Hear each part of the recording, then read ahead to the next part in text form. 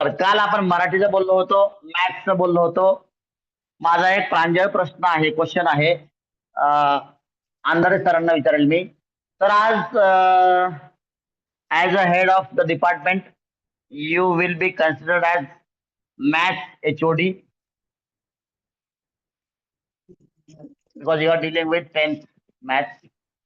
त्या अनुषंगानं बरं, सगळ्या क्लासरूम्स मध्ये टेबल्स घेतले गेले का? येस स्वच्छ सर, येस क्वेश्चन सर. आहे माझा. अरे वा, yes sir, thank you yes so much. Sir. बर, माझी तुम्हाला सगळ्यांना ऑन रेकॉर्ड बोलतोय, हात जोडून विनंती आहे. कोणालाही वाटता कामा नये की मी या ठिकाणी काही डिक्टेट करतोय.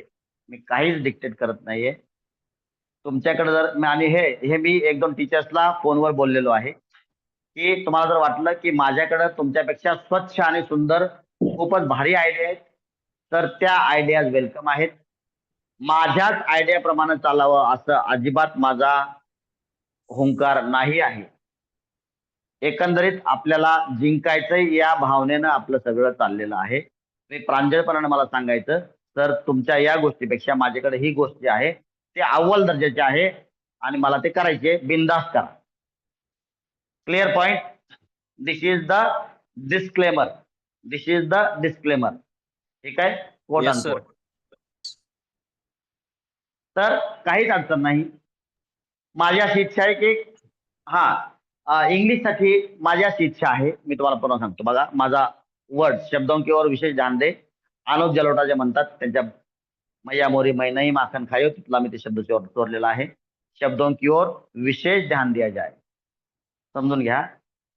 तर बघा, 6 बेसिक पिलर्सचा आपला एक लेक्चर आहे. 6 बेसिक पिलर्स मी तुम्हाला पुन्हा पुन्हा सांगतो.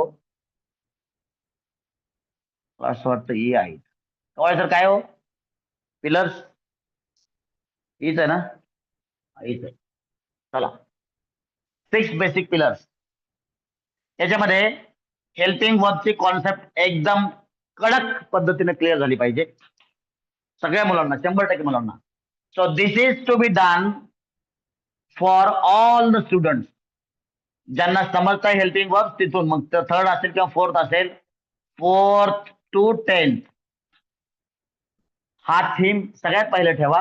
जेवढं लवकर शक्य तेवढं संपवून टाका आणि प्रत्येक विद्यार्थ्याला आलं पाहिजे याची दक्षता घ्या. हेल्पिंग वर्ब्स आले पाहिजे. मेन वर्ब्सचे 5 टाइप्स आले पाहिजे. 5 फॉर्म्स ऑफ मेन वर्ब्स. त्यांना प्रिपोजिशन्स जवळजवळ 5 झाले पाहिजे, महत्वाचे. त्यांना टाइम फ्रेजेस काल, आज, उद्या, परवा, यावर्षी, पुढच्या वर्षी, गेल्या वर्षी हे 100% आले पाहिजेत. समयसूचक शब्द म्हणतो आपण याला. आणि त्यांना WH शब्द 100% पाठ झाले पाहिजे. WH वर्ड्स म्हणतो आपण याला. शब्द मुद्दाम लिहितोय मी, कारण वर्ड्स आणि सेंटेन्सेस याच्यामध्ये लोक कन्फ्युज होतात. WH वर्ड्स, टाइम फ्रेजेस असं होतं ना. आणि काय आहे? Demonstrative pronounce.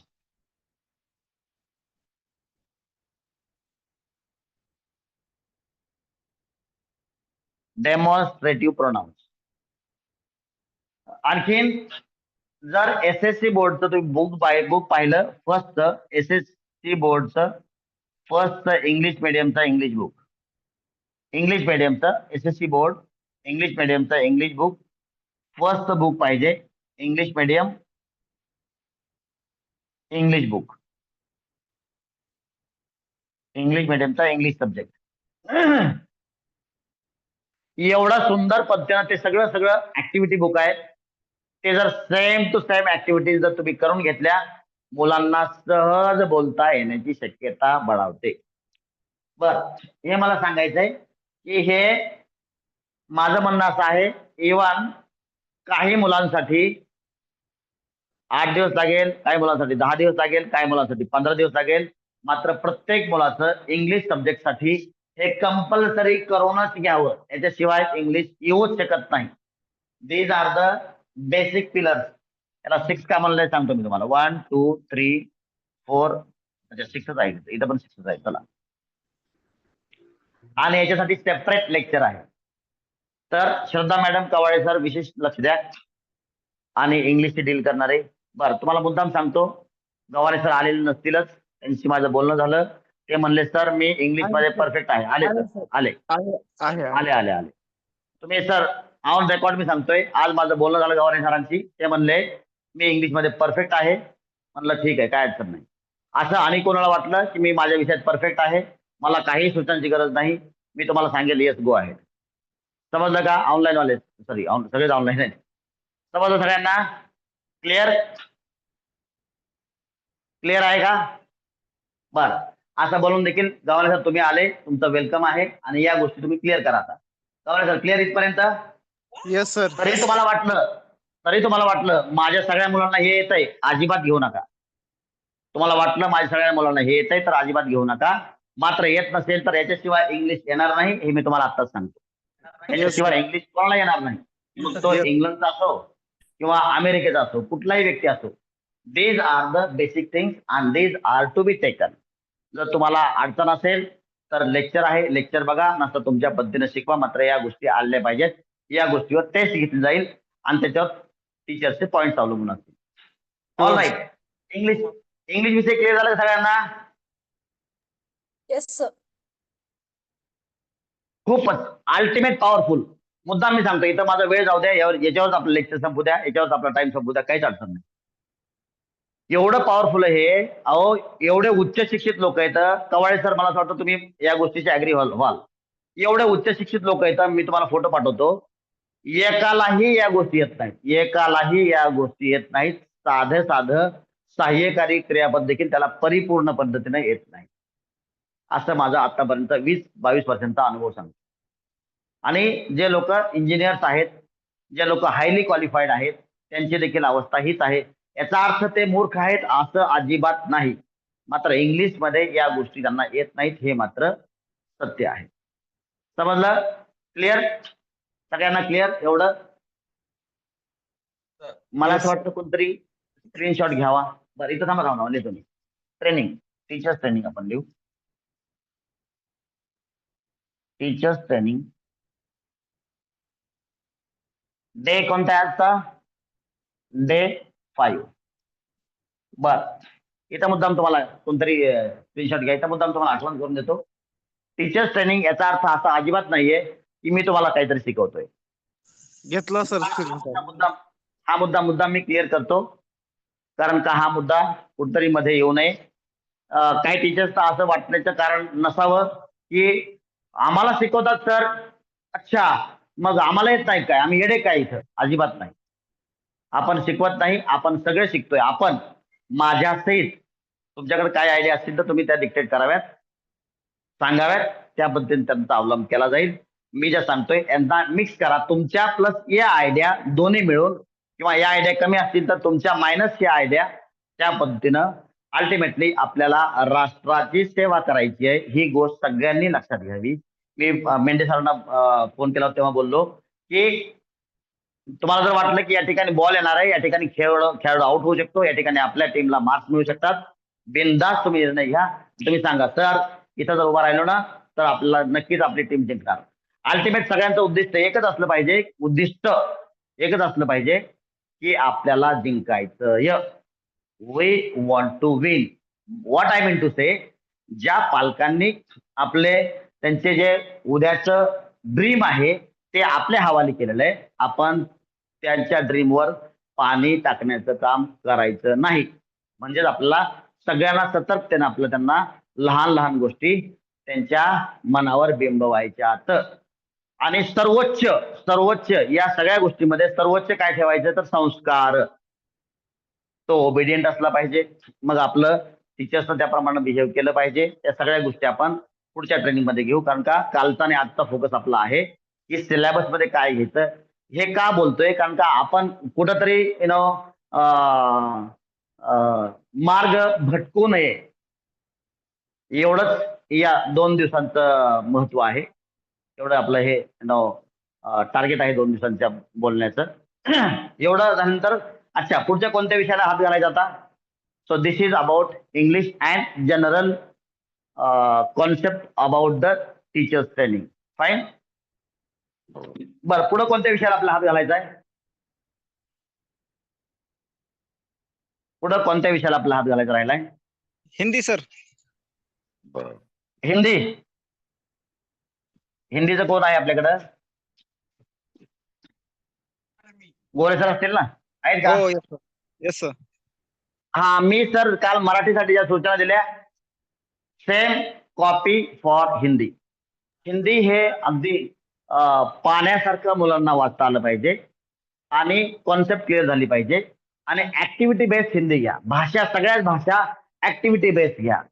ऍक्टिव्हिटी बेस्ड म्हणजे काय, मला मुद्दाम काय गोष्टी क्लिअर करतो. बघा, एका बुक मध्ये एक स्टोरी होती, I am red and big tomato, who are you? ते दुसरं म्हणतंय, I am a white rabbit, I like to eat tomato. असं हे संभाषण आहे. एक त्यामध्ये नंबर 2चा कॅरेक्टर जे आहे ते काय बनलेलं आहे, रॅबिट बनलेलं आहे. आणि मग 1 2 3 4 5 6 6वं कॅरेक्टर जे आहे, 6वं कॅरेक्टर आहे त्याच्यामध्ये, I am wolf, I like to eat rabbit. आणि मग रॅबिट पळून जातो. आता त्याच्या अगोदर काय ऍक्टिव्हिटीज आहेत? 1 नंबरला आहे कॅरेट, 2 नंबरला आहे टोमॅटो, 3 नंबरला आहे कॅबेज. असं नंबर माझे मागपुढे होतील. 4 नंबरला आणखीन काहीतरी लिफी व्हेजिटेबल आहे, 5 नंबरला कोणतरी आणखीन व्हेजिटेबल आहे आणि 6 नंबरला कोण आहे, कोण होता, ओल्फ होता. ओल्फ किंवा फॉक्स होता, फॉक्स आहे. मग फॉक्सच्या वेळेस हा पळून जातो, कोण, रॅबिट पळून जातो. Rabbit runs away. आणि इतर वेळेला फर्स्ट कॅरेट पळून जाते, सेकंड कॅबेज पळून जाते, थर्ड ते टोमॅटो पळून जाते. अशा पद्धतीने ते सगळे लिफी व्हेजिटेबल्स वगैरे हे सगळे पळून जातात. आणि या पद्धतीचं खूप सुंदर ऍक्टिव्हिटी आहे. Who are you and I am so and so. त्याचं थीम काय आहे, या स्टोरीचं थीम आहे, I am this. Who are you? ते म्हणतात, I am rabbit, I like to eat tomato. असं म्हणून ते पळून जाते. So this is one kind of the activity. अशा पद्धतीनं ऍक्टिव्हिटी बेस्ड घ्या. काहीही गडबड न करता प्रत्येक गोष्ट त्या मुलांच्या, विद्यार्थ्यांच्या मनावर बिंबवा.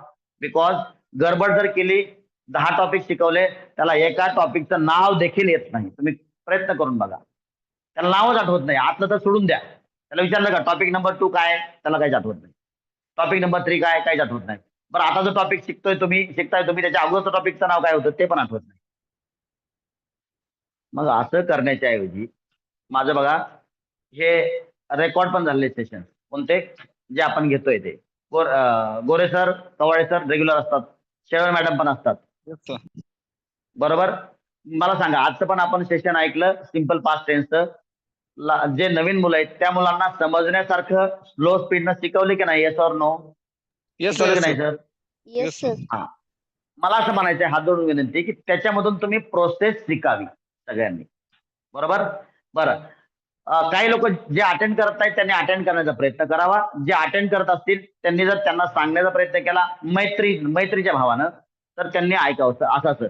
दुसरी गोष्ट, या वर्षी मी कंपल्सरी तुम्हाला प्रत्येकाला सांगतोय, आणि खास करून प्रिन्सिपल लोकांनी, दोघांनीही आणि एचओडीनं, सगळ्यांनी मुद्दाम होऊन तुमच्या डिपार्टमेंटचे लेक्चर्स अटेंड करा. आणि त्यांना सांगा अगोदर, अचानक असं काय आपलं सरप्राईज चेक नाही करायचं, कोणाला आपला खाली दाखवायचं नाही. त्यांना सांगा, तर मला उद्या तुमचं लेक्चर मध्ये बसण्याची इच्छा आहे, या वेळेला मला थोडासा टाइम मिळणार आहे, तर मी 10 मिनिटात तुमच्या लेक्चर मध्ये बसणार आहे, तुम्हाला काय अडचण तर नाही? असं मुद्दाम इंटिमेशन द्या. त्या ट्रॅफिक पोलीस सारखं अचानक थांब थांब थांब थांब थांब थांब थांब, बेल्ट नाही टाकला नाही, अगोदर अनाउन्समेंट करा, पुढच्या चौकात चेकिंग होणार आहे, सगळ्यांनी बेल्ट लावा. चालतंय का असं मला सांगा? सगळ्यांना मान्य आहे का या गोष्टी? सगळ्यांना चालतील का? कोणाला नाही चालणार? सगळ्यांना या गोष्टी चालतील? बोला ना, बोला. येस सर, येस चालते, काय प्रॉब्लेम नाही. चालतील ना? I wish you good evening sir. कोण आहे? अच्छा, गव्हाणे सर. ओके, चालतील ना? त्यांना सांगा, त्यांची जर इच्छा असेल, समोरच्या टीचर म्हणले नाही सर उद्याच माझी थोडी तयारी कमी आहे, उद्याच्या ऐवजी तुम्ही या दिवशी या, चालेल, काय अडचण नाही. आणि हळूहळू सवय होईल. यानं काय होईल, आपण सावध राहू आणि अल्टिमेट काय की विद्यार्थ्यांना टॉपच्या गोष्टी मिळतील. बरं, खूप काय नाही, एक पेज अख्खं शिकवायची गरज आहे का? नाही, एकच पॅराग्राफ शिकवा, एक पॅराग्राफ वेगवेगळ्या पद्धतीने त्यांना समजावून सांगा. ते जेणेकरून त्याच्या ब्लडच्या प्रत्येक सेलला त्या टॉपिक विषयी प्रोग्रामिंग होईल. Am I right? चालेल पर्यंत? चालेल? कोणतरी हुंकार द्या, म्हणजे मला गोष्ट सांगायला मजा येईल. अरे बोला ना. Nobody speaks out. बोला, चालेल का? चलेगा ऐसा? Yes sir, yes sir. Rajmane Rajmane madam बोला तरी. घरात भाताला फोडणी देता येत आहे का? तर आमच्या इथं कुकरची शिट्टीचा आवाज होता आणि मग कसं काय? ऑल राईट, चला ठीक आहे. बरं, आणखीन काय मुद्दा राहिला मला सांगा रिगार्डिंग म्हणजे अर्जन्सी, सिलेबस ते अर्जन्सी मध्ये काय काय मुद्दा राहिला, जेणेकरून आपण भटकणार नाही त्याची थोडस आपण काळजी घेऊ. बाकी फेस टू फेस उद्या काय अनेक गोष्टी क्लिअर करू आपण की हे सगळं अट्टहास का आहे. ठीक आहे. उद्या आणखीन खूप मोठ्या गोष्टी, बॉम्बस्फोट करण्याची शक्यता आहे, बॉम्बस्फोट होण्याची शक्यता आहे. बर, म्हणजे काय तात्पर्य, मी क्लिअर कट तुम्हाला काही गोष्टी क्लिअर सांगणार आहे, क्लिअर रिगार्डिंग ट्रेनिंग ओनली. ठीक आहे. आणि काय आहे का आजचा मुद्दा, ट्रेनिंग विषयी काय मुद्दा आहे का? Do we have anything to talk on training, sorry syllabus part अर्जन्सीसाठी काय राहिलंय कोणाचा विषय हाताळण्याचा? SST बोला मॅडम. रेखा मॅडम आले का? रेखा माने मॅडम हो सर, हिस्ट्रीचं काय मग घ्यायचं? बोला ना तुमचा विषय. लक्षात घ्या तुमचा विषय. तुम्ही काय करा, 10 तुमच्याकडेच आहे का? 10 नाही नाही, 10 नाहीये. 9 कोणाकडे आहे? 9 तुमच्याकडे आहे? 9th पण नाही माझ्याकडे. 8 आहे तुमच्याकडे? हो आहे. ओके, आता लक्षात घ्या 8 च्या खाली जेवढं काय SST तुमच्याकडे आहे खूप सुंदर पद्धतीने तुम्हाला सांगतोय. Again disclaimer. तुम्हाला वाटलं की याच्यामध्ये काय बदल करायचा आहे, 100% तुम्हाला अधिकार आहे. बरं, डिस्क्लेमर झाल्यानंतर तुम्हाला सांगतो SST मध्ये काय करा. सध्या काय करा तुम्ही, ह्या आठवड्याभर 100% हा आठवड्याभर काय करा, रिडिंगवर 100% भर द्या. रिडिंग खड त्याला रिडिंग करता आलं पाहिजे. ओके आणि सर. इथून पुढे कोणताही टॉपिक शिकवण्याच्या अगोदर 100% मुलाला रिडिंग येते का ते बघा. 100% मुलांना 100%, 100%. लास्ट बेंचवाला देखील त्याला रीड करता आलं पाहिजे. त्याला येतच नाही त्याची माझी भेट घालून द्या, त्यासाठी मी वेगळा प्रोग्राम बनवून देतो, काहीच अडचण नाही. चालेल. या आठवड्यात तुम्हाला भेटलेला आहे, बाकी उद्या आपण बोलू. बरं, चालेल. आणि कोण राहिले? Thank you madam. आणि कोणाचा? सर आणि फर्स्ट कोणाचं टू काय आहे? Fourth science. Very good. First to fourth science. वा वा वा, काय सुंदर तुम्ही क्वेश्चन विचारला. First to fourth science madam मुलांना फक्त आणि फक्त ऍक्टिव्हिटी बेस्ड हसत खेळत उड्या मारून शिकवा. प्रत्येक कॉन्सेप्ट हसत खेळत उड्या मारून शिकवा. सायन्स जो सिलेबस आहे त्यातले एक एक गोष्ट समजून अगदीच कमी स्पीडनं इझिली त्यांना सहज उचलता येईल अशा पद्धतीने शिकवा. याच्यासाठी मी तुम्हाला फर्स्ट टू फोर्थला जर तुम्ही एकत्र केलं उद्या, तर उद्या मी प्रॅक्टिकली घेईल. चालेल का तुम्हाला? Okay sir. पण फर्स्ट टू फोर्थ एवढी मुलं एकत्र येऊ शकणार नाही असं मला वाटतंय, बरोबर आहे का? हो सर. मग फर्स्ट आणि first- सेकंड एकत्र येऊ शकतील हो सर. आणि थर्ड आणि फोर्थ एकत्र येऊ शकतील. हो. हा, काय अडचण नाही. 15-20 मिनिटं का होईना पण मी एकत्र घेऊन तुम्हाला प्रॅक्टिकली सांगेल science, how to enjoy science. अर्थात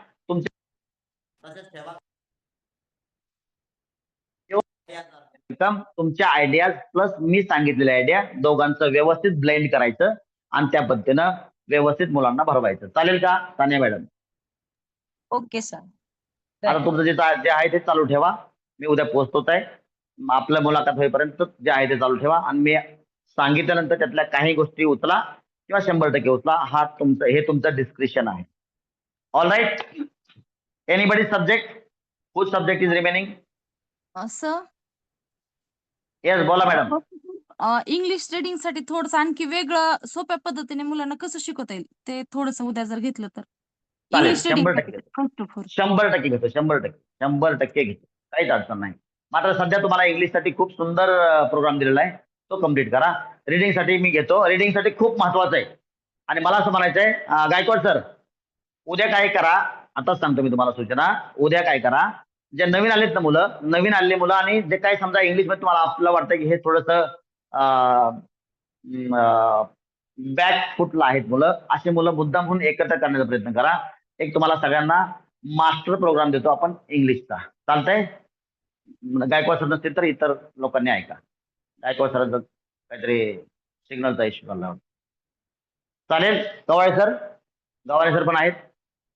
नवीन sir. मुलं जे आहेत त्यांना एकत्र करा. चालतंय? Without testing much time as per hour promise. झालं का आपलं? 20 मिनिट झाले असतील. विथ दिस काय कोणाचा अर्जंट मध्ये राहिले का पॉईंट? काय कोणाचा अर्जंट मध्ये पॉईंट राहिलाय सिलेबस विषयी? कालचा आणि आजचा 4th आणि 5th डे मी मुद्दाम सिलेबस साठी रिझर्व ठेवला होता. येस, इकडं भारती सर, प्रवीण भारती सर, काय पॉईंट आहे तुमचा आजच्यासाठी? Hello sir. हा बोला. काही नाही म्हणलं, उद्या आल्यानंतर बोलू मग. All right. उद्या आल्यानंतर कोणाला बोलायचं मी काय माहिती. आपलं काय अडचण नाही. We'll try to speak. We'll try to talk with everybody. All right. So with this, thank you so much. आपण एवढ्या बिझी शेड्यूल मध्ये इथं आलात. राष्ट्रभक्तीचा आपले सलाम आहे. आणि सर्वांना माझा सादर प्रणाम. We'll have pause. Thank you so much.